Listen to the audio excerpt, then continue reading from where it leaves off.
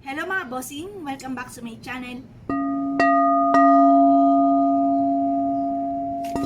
Kayo po ba mga bossing ko ay isa sa mga gumagawa ng mga pampaswerte at naniniwala sa mga gatong mga pamamaraan? Masasabi ko lamang po mga bossing, ito lang po ang dinagdag ko po sa aming pong buhay at hindi rin ako makapaniwala sa mga sunod-sunod na mga blessing na dumating. At lalo ko po sinipagan mga bossing ko at talaga namang wala akong sinayang na sandali mga bossing. Ngayon pa mga bossing, kahit may mga pagsubok pa rin mga pinagdadaanan dahil wala naman po tao na walang pagsubok na pinagdadaanan, lahat po yan, mapamayama, mapamahirap, iba't ibang istorya lang po tayo ng buhay.